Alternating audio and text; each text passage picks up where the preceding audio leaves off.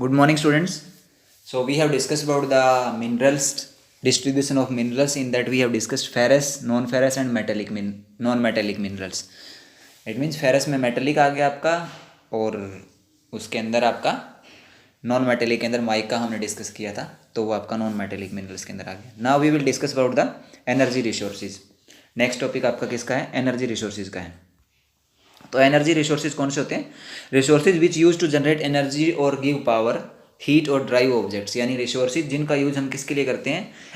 Energy generate करने के लिए या पावर देने के लिए किसी को, या हीट क्रिएट करने के लिए गर्मी, या ड्राइव किसी को चीज़ को मूवमेंट देने के लिए. इसके लिए जिस चीज़ का रिसोर्स का यूज होता है उसको हम एनर्जी रिसोर्सेज बोलते हैं. ठीक है. Matter to that store energy is called fuel. यानी वो मैटर जो एनर्जी स्टोर रखता है उसको हम क्या बोलते हैं? फ्यूल, ईंधन. जैसे आपका पेट्रोल है, वो एक फ्यूल है. वो क्या करता है? वो एनर्जी देता है किसी भी प्रोडक्ट को या किसी भी व्हीकल को, तो इसलिए उसको हम क्या बोलते हैं? फ्यूल. तो आपके एनर्जी रिसोर्सेज उनको हमने दो कैटेगरीज में डिवाइड किया हुआ है, conventional and non conventional. Conventional का मतलब है परंपरागत, यानी जो हम पुराने समय से यूज करते आ रहे हैं और अब भी यूज कर रहे हैं. नॉन कन्वेंशनल जिनका यूज अभी मॉडर्न टाइम में हमने स्टार्ट किया है, they are known as non conventional sources of energy.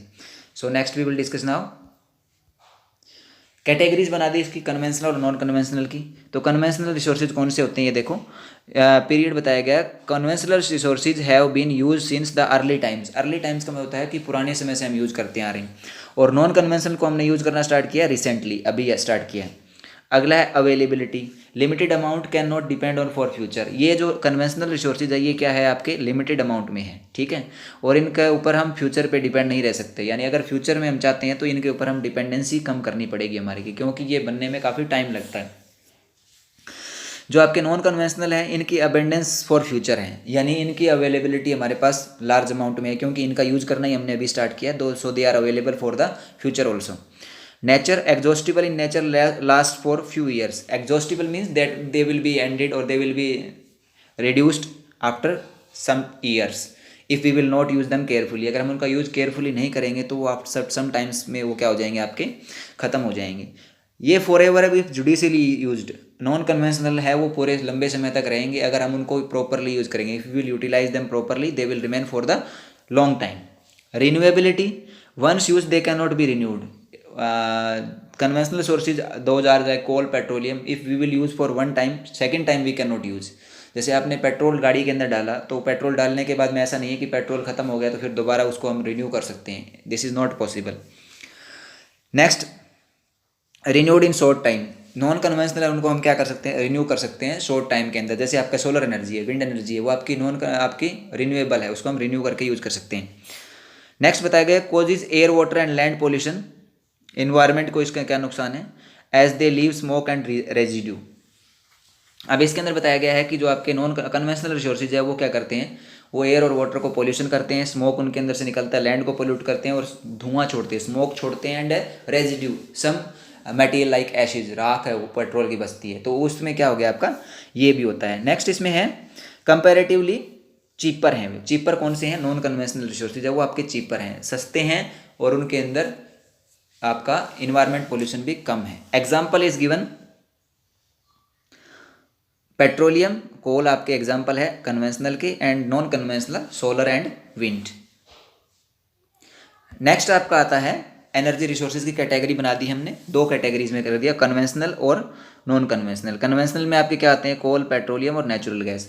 Non conventional में कौन से आते हैं? Solar energy, wind energy, biogas, tidal energy, geothermal energy और atomic energy. One more is coming in conventional, electricity. इसमें आता है आपका कन्वेंशनल में, इलेक्ट्रिसिटी भी साथ में आता है इसके. तो ये एनर्जी रिसोर्सेज का आपका हो गया दो, conventional and non conventional sources. Next है कन्वेंशनल के अंदर आपके कौन से है? पेट्रोलियम, कोल और नेचुरल गैस. ये आपका कोल का स्टार्टिंग में हम स्टार्ट करेंगे. We will start with the coal. Coal की आपको पता है 4 वेराइटीज़ होती है. There are 4 varieties of coal. Anthracite, 4 varieties of coal, anthracite और बिटुमिनस. ये तो दो हैं, ये आपको इसकी इमेजेस से you can see. This is the anthracite and this are the bituminous coal. Next we will discuss about the lignite and peat coal. These are the images of lignite and peat coal. Lignite ये है, पीट तो you can से जो लकड़ी को हम जलाते हैं उसके बाद में जो थोड़ा बहुत बच जाता है ना लकड़ी का, आधी जली हुई लकड़ी सी होती है, उसको हम बोलते हैं पीट कोल. तो ये 4 वेराइटीज़ हैं आपकी कोल की. कौन कौन सी है? Anthracite, that is the best quality of the coal, then bituminous, then lignite, and last is peat coal. Next is given how coal is formed, that is also given here. Coal is inflammable organic substance composed of carbon found in sedimentary rocks. कोल आपको किस में मिलता है, जो ज्वलनशील है, जिसको हम जला सकते हैं, ठीक है, और ऑर्गेनिक है. ऑर्गेनिक क्यों है, क्योंकि it was made up from the plants when they were buried in the earth. ऐसा माना जाता है कि पुराने समय में ये क्या थे, प्लांट्स है वो अर्थ के अंदर दब गए थे और उनके कंप्रेस और प्रेशर होने के कारण क्या है वो कन्वर्ट हो गए किसमें, कोल में. ठीक है, इनके अंदर कंपोज्ड होता है आपका कार्बन, कार्बन इसमें मिलता है. और कौन सी रॉक्स में मिलते हैं, सेडिमेंट्री रॉक्स में मिलते हैं.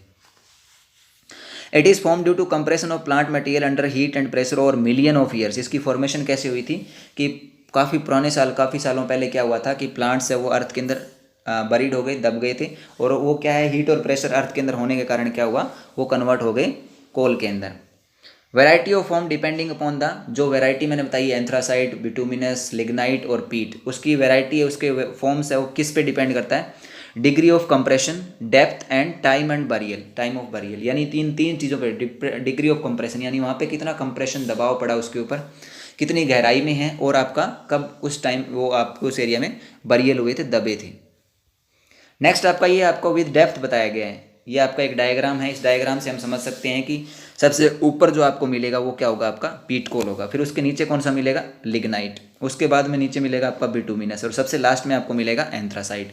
यानी जो बेस्ट क्वालिटी है आपको उसके लिए डेप्थ में जाना पड़ेगा, गहराई में जाना पड़ेगा, जब जाके आपको एंथ्रासाइट को मिलेगा.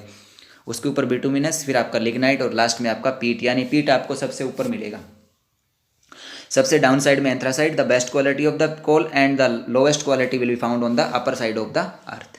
तो ये आपकी डेप्थ एंड प्रेशर और डेप्थ के अकॉर्डिंग ये बताए गए आपके. नेक्स्ट आपका आता है कंडीशन. कंडीशन इसकी आपकी किसके बेस पे हुई है, ये इसके अंदर बताया गया आपका कि burial, pressure, heat and time, इनके बेस पे क्या है, ये these are converted into a different qualities. यानी इसके ऊपर प्रेशर और आपका टाइम और हीट का इफेक्ट है वो कम पड़ा है, इस पर थोड़ा ज़्यादा है, इस पर कोर ज़्यादा है, और सबसे लास्ट में एंथ्रासाइट है उसके ऊपर सबसे ज़्यादा इसका इफेक्ट पड़ा है. So they are converted. इसके कारण क्या हुआ है कि ये सारी चीज़ें अगर ज़्यादा होगी तो उसके कारण क्या है कि जो एंथ्रासाइट है उसके अंदर कार्बन कंटेंट है वो ज़्यादा हो जाएगा, और जो अदर कंटेंट है moisture and these things they will be less. Next, what are the usages of coals. Coal का यूज क्या है, power generation. Thermal power plant those are found in our countries, they are totally depend on the coal. यहाँ हमारे यहाँ पे जितने भी thermal power plant है, जैसे आपका खेदड़ में थर्मल पावर प्लांट है हिसार के पास, so that is depend on the coal. Coal पे डिपेंड करते हैं वो सारे. Energy supply to industries, most of the some industries are also operated through coal. Domestic use also, domestic use पहले तो होता था, अब इसका थोड़ा कम हो गया है, क्योंकि डोमेस्टिक पहले जो घर के अंदर जितने भी प्रोग्राम्स होते थे, marriage etcetera, so in that coal was used to make the things in the home. Vehicles के लिए यूज होता है, जैसे कुछ पहले जो रेलगाड़ी वगैरह थी उसको चलाने के लिए इसको क्या है, कोल का यूज करता था. Now types of coal that you will read from it. Types of coal बताया गया, anthracite, bituminous, lignite and peat coal, that you will read from it. इसके अंदर से आप पढ़ लेना. इसके अंदर एंथ्रासाइट की क्वालिटी बताई गई है, उसमें कार्बन कितना होता है 80%, इसमें 60 to 70%, इसमें 50 to 60%, इसमें below 40%. This is the highest quality of coal, this is the medium quality you can see. Okay, production इसका एरिया बताए गए हैं अलग अलग. स्मेल्टिंग ऑफ आयरन किसके लिए किसका यूज किया जाता है, that is also given in the this thing. So you will read it. This is not given in your book, that is only for your extra knowledge. Next is given distribution of कोल.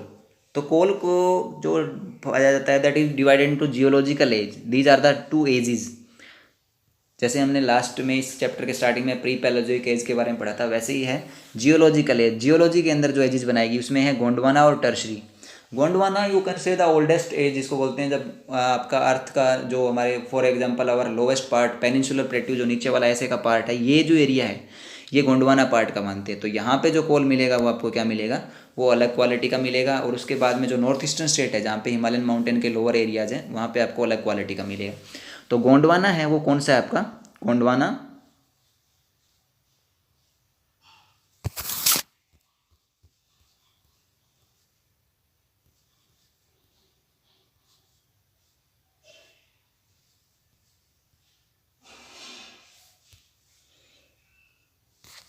गोंडवाना जो आपका बताया गया वो कौन सा है आपका, hard high carbon content and calorific values, less moisture, depth and costly. यानी यहाँ पे जो आपको मिलेगा वो हार्ड होगा, कार्बन कंटेंट उसमें ज़्यादा होगा और उसके अंदर मॉइस्चर है वो आपको कम मिलेगा और वो डेप्थ में मिलेगा और कॉस्टली भी होगा। यानी जब डेप्थ में से निकालोगे तो वो कॉस्टली होगा आपके लिए। और ये गोंडवाना बना कितने साल पहले था? ओवर 200 मिलियन ईयर्स अगो इसकी एज बताई जाती है। इसका यूज किसके लिए कहता है? मेटलर्जिकल कोल, यानी मेटल्स को उसको करने के लिए, निकालने के लिए from ores. Found in Damodar valley that we have discussed, I have told you about these rivers, Jharia, Raniganj, Bokaro, Godavari, Mahanadi, Son and Wardha rivers. Main area जो बताएंगे झरिया, रानीगंज और बोकारो है, गोदावरी, महानदी, सोन एंड वर्धा रिवर। जैसे मैंने आपको इस तरीके से डायग्राम के अंदर बताया था कि यहाँ पे गोदावरी रिवर है, ये आपकी यहाँ पे सोन हो गई, यहाँ पे दामोदर है वेस्ट बंगाल के अंदर, और यहाँ पे आपकी कावेरी रिवर है। This area is used for the found this Gondwana area. ये गोंडवाना एरिया आपका, गोंडवाना एरिया आप कह सकते हो कि जो झारखंड है, छत्तीसगढ़ है, उड़ीसा है, और Andhra Pradesh and Madhya Pradesh, some part, this part is called Gondwana. Then next is given tertiary. Tertiary वाला एरिया कौन सा होगा? टर्सरी वाला है about 55 million years ago, they are the younger in the Gondwana, Gondwana से यंगर है ये। Found in north eastern states, ये आपको कहाँ पे मिलते हैं? नॉर्थ ईस्टर्न स्टेट में मिलते हैं। कौन से स्टेट आपके? Meghalaya, Assam, Arunachal Pradesh and Nagaland. These are the major areas of tertiary coal age, tertiary coal. और ये गोंडवाना कोल है आपका, ये हमने डिस्कस कर लिया। ये दोनों कैटेगरीज आपकी इसमें बुक में आपके दिया हुआ है। नेक्स्ट प्लेसेस आपको बता रखा है, these are the places, Jharkhand में बोकारो, बंगाल में रानीगंज, दामोदर वैली, छत्तीसगढ़ में कोरबा, उड़ीसा में तालचर, तमिलनाडु में नवेली और मध्य प्रदेश में Singrauli. These are the major areas where coal production is और कोल माइंस आर देयर। ये आपका इसका मैप है, सिंगरौली हो गया यहाँ पे, this is the map, Singrauli, Korba, Singareni, Neyveli, Talcher, Bokaro, Jharia and Raniganj. So these are the areas you will mark in your book map also. ये मैप में भी आपको मार्क करना है क्योंकि मैप भी आपके एग्जाम में आएगा, कोल फील्ड्स उसमें बताए हुए आपके, तो वो आपको करनी है। Next is given reason for setting up industries, यानी इसके पास इंडस्ट्रीज क्यों लगाई जाती है, वो आपको पता है कि बल्कि मटेरियल है ये, तो इसके पास ही लगानी पड़ेगी इसको।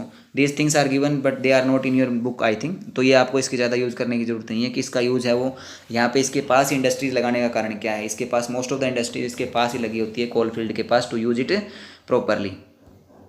नेक्स्ट आता है पेट्रोलियम। पेट्रोलियम ए और mineral oil is next energy after coal. Crude oil coal can't be used for road vehicle and transportation. Petroleum और मिनरल ऑयल है वो नेक्स्ट एनर्जी रिसोर्स है हमारा आफ्टर कोल। क्रूड ऑयल कच्चा तेल होता है, उसको हम डायरेक्टली यूज नहीं कर सकते, we can not use directly for the vehicle and transportation, we are converting it to into different oils in refineries. Refineries के अंदर क्या किया जाता है? उसको अलग अलग वे में कन्वर्ट किया जाता है। इसका यूज क्या है? Use for heat and lighting, उसके लिए होता है। Generation of electricity, lubricants for machinery, जो आपका मोबिल बनता है वो भी इसी से बनता है। Raw material for manufacturing industries, it is also the raw material for manufacturing industries. Manufacturing industries है उसके अंदर, जैसे केमिकल इंडस्ट्रीज है उसमें इसका यूज होता है। Use in vehicles, nodal industry for synthetic, nodal industry मतलब base for the other industries, synthetic जो कृत्रिम रेशा बनता है उसके लिए। Fertilisers and numerous chemical industries, those are depend for this. Cooking medium, cooking के लिए भी इसको यूज़ किया जाता है। यूज्ड इन कॉस्मेटिक्स, कॉस्मेटिक जो बनते हैं ना हमारे जितने भी आपके डेकोरेशन के लिए या ह्यूमन बीइंग की कॉस्मेटिक्स प्रोडक्ट होते हैं उसमें भी थोड़ा सा इसका यूज होता है पेट्रोलियम का। हाउ इट इज़ फॉर्म्ड, बनता कैसे petroleum? Petroleum form due to compression of animals और ह्यूमन बींग्स और millions of year under great heat and pressure. जैसे आपका कोल बना था उसी तरीके से पेट्रोलियम में क्या होता है? Animals and human beings buried under the earth for a long time, so they are formed in this way. They are found in the onshore and offshore, they are found in the land area also and on the sea. sea के अंदर भी आपके sea के अंदर भी मिलते हैं, ठीक है। तो ये दोनों जगह पे आपको मिलते हैं, एक तो आपको ऑनशोर और एक ऑफशोर, दोनों जगह पे आपको ये मिलते हैं। जैसे आपका ऑफशोर के अंदर बताया गया, जैसे आपका ओशन के अंदर, सी के अंदर दो animals are plants are in the sea when they are buried and dead and after some time due to compression and heat they are converted into oil. For example in Mumbai High, जो Mumbai high हमारा Arabian सी के अंदर है वो इसी का example है marine creatures का।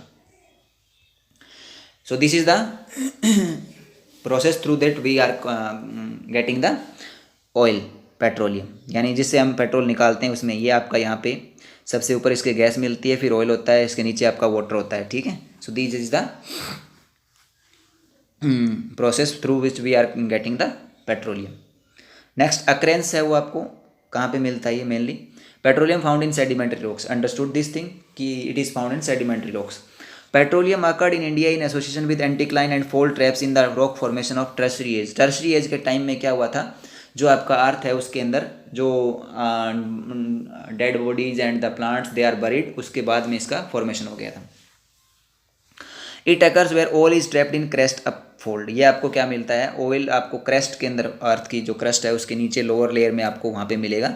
The oil bearing layer in porous limestone. Porous होता है इसके अंदर से हम क्या कर सकते हैं, पारदर्शी. इसके अंदर से आपका रिस कर पानी जैसे हो गया या कोई चीज़ें वो उसके अंदर से अंदर की तरफ जाती है. लाइमस्टोन होता है चूना पत्थर, सैंडस्टोन होता है आपका बलुआ पत्थर इसको बोलते हैं. They are found in this, उसके अंदर आपको ये मिलता है. Next is given the main areas where we are getting the petroleum in India. Mumbai High सबसे ज़्यादा 63%, फिर गुजरात, फिर आसाम. ऑन शोर एरिया जो है हमारे वो है अंकलेश्वर इन गुजरात, असम एंड डिगबोई, नाहरकटिया एंड मोरन. और ऑफ शोर जो है आपका मुंबई हाई लार्जेस्ट ऑफ शोर है आपका, उसी के पास एक बसीन भी है आपका. So these are the major areas of production और distribution of petroleum in India. These are the areas you can see. This is Mumbai High. This is Mumbai High and Baseen. This is Ankleshwar. This is Kalol. This is Moraine and Digboi, Naharkatia. These are the areas of petroleum production in our country. Next, natural gas. Natural gas. This is also a clean energy, LPG, that we are using. Eco-friendly also. It is environment friendly also. Less pollution in comparison of those coal and petroleum. It is found in association with और without petroleum. ये एक petroleum के साथ में मिलती है और petroleum जहाँ नहीं मिलता वहाँ पे भी मिल जाती है. जहाँ पेट्रोलियम मिलता है वहाँ पे मोस्टली आपको मिलेगी. It is use for petrochemical industries, fertilizer industries, vehicles, produces thermal industries also use. This power plant जो होते हैं उनमें भी इसका यूज होता है. एज ए रॉ मटेरियल इसको यूज़ करते हैं वहाँ पे. So these things are used for the different purposes. Next these are where it is natural gas जो है उसको हमने किस प्रकार डिस्ट्रीब्यूट किया हुआ अदर एरियाज़ के अंदर. We have send it through pipelines. इसको हमने पाइपलाइन के थ्रू क्या है अदर एरियाज में भेजा हुआ है. तो इसकी एक पाइपलाइन का नाम है हजीरा विजयपुर जगदीशपुर. हजीरा आपका गुजरात में है, विजयपुर आपका मध्य प्रदेश में और जगदीशपुर आपका उत्तर प्रदेश में. इसके थ्रू पाइपलाइन बनाएगी. उस पाइपलाइन के थ्रू क्या है नेचुरल गैस का वहाँ से दूसरे एरिया के अंदर उसको भेजा जाता है. 1700 kilometre long cross country gas pipeline linked with Mumbai High and basin with fertilizer power industrial complexes in west आपका महाराष्ट्र के अंदर. एक तो है हजीरा विजयपुर जगदीशपुर पाइपलाइन जो कहाँ तक जाती है आपकी गुड़गांव और सोनीपत तक जाती है. एक पाइपलाइन है जिसके थ्रू गैस नेचुरल गैस को क्या है गुजरात में आपको पता है पेट्रोलियम मिलता है तो वहाँ से एक पाइप को पहुँचाया गया है आपका उत्तर प्रदेश और हरियाणा तक. तो उसका नाम है हजीरा विजयपुर जगदीशपुर पाइपलाइन. इसके बाद में एक आपकी 1700 किलोमीटर की है बसीन जो मैंने जगह बताई थी आपको. You have seen in the last map near Mumbai high. वहाँ से भी क्या है इसकी नेचुरल गैस के लिए वहाँ से भी एक पाइपलाइन बनाई गई है. नेक्स्ट डिस्ट्रीब्यूशन इसका है कृष्णा गोदावरी जो कृष्णा और गोदावरी रिवर है. For example this is the Godavari river and this is the Krishna river. तो इनके बीच का एरिया यहाँ पे क्या है आपको you can find out the natural gas. Gulf of Cambay Khambhat की खाड़ी जो गुजरात में यहाँ पे जो आपका इस तरीके से बना हुआ है यहाँ पे गुजरात में जो है in that area also it is found. Andaman and Nicobar. So this is found in these areas. This is the Hazira Vijaypur Jagdishpur pipeline. ये आपकी हजीरा विजयपुर जगदीशपुर पाइपलाइन बताई गई है. Next is electricity. Electricity application is so wide that it's per capita consumption considered an index of development. What is said? This is the very important thing कि the country which is using this electricity more in the country, it means that country is more developed. यानी जिस country के अंदर electricity की demand या electricity का use ज़्यादा है तो इसका मतलब क्या है कि वहाँ पे इंडस्ट्रियल डेवलपमेंट भी ज़्यादा है और डेवलपमेंट ज़्यादा है, इसीलिए वहाँ पे इलेक्ट्रिसिटी का यूज है वो ज़्यादा है. So this is the index of development of a country. यानी अगर पर कैपिटा पर पर्सन अगर कंजप्शन इलेक्ट्रिसिटी की ज़्यादा है तो उसके अंदर क्या है उस कंट्री का डेवलपमेंट आपको ज़्यादा मिलेगा. वो इंडेक्स बताता है एक.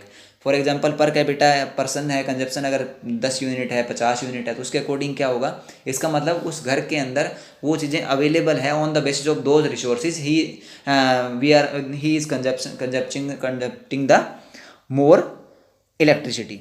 अगर घर के अंदर ज़्यादा रिसोर्सेज इलेक्ट्रिसिटी वाले होंगे तो उसके लिए आपके पास पैसा होगा तभी हो सकता है ना. अगर पैसा नहीं है तो किसके घर पे सारी चीज़ें थोड़ी मिलेगी. वॉशिंग मशीन है, कूलर है, फ्रिज है, एसी है, वो क्या दिखाता है, वो जब घर पे होंगे तो कंजप्शन ज़्यादा होगा, तो यही बात इसमें कहेगी कि पर कैपिटा कंजप्शन ज़्यादा है तो उसका डेवलपमेंट उस कंट्री का ज़्यादा है। इलेक्ट्रिसिटी वो दो तरीके से इसमें बनाई गई है, वैसे न्यूक्लियर भी होती है इसमें, एक हाइड्रो इलेक्ट्रिसिटी होती है, एक thermal electricity. Hydro electricity by running water, dams we are making on the rivers and through that we are making the electricity, that is hydro electricity, यानी पानी से जो बिजली बनती है उसको हम हाइड्रो इलेक्ट्रिसिटी बोलते हैं। एग्जाम्पल इसका बताया गया Bhakra Nangal dam. Thermal that we are making from the coal और नेचुरल गैस और पेट्रोलियम, CPNG इसमें लिखा हो ना, कोल पेट्रोलियम नेचुरल गैस, इनसे जो बनती है उसको हम बोलते हैं थर्मल इलेक्ट्रिसिटी। और इंडिया के अंदर इसके टोटल कितने प्लांट्स बताएंगे, 310 प्लांट्स है, Durgapur, Neyveli, these are the important plants they have inform. So this is about electricity. So we have discussed about the conventional sources of energy. हमने आज conventional sources of energy का सारा complete कर लिया है. Now remain only non-conventional sources of energy and conservation of minerals. Two topics are remain in this chapter. So the topics which we have discussed in this, you will write down in notebook also. जैसे for example difference between conventional and non-conventional resources, distribution of coal, explain the distribution of coal in India, explain the distribution of petroleum also, and explain the distribution of natural gas and electricity also. These questions you will write down in your notebook and send me up to evening. Thank you. Have a nice day.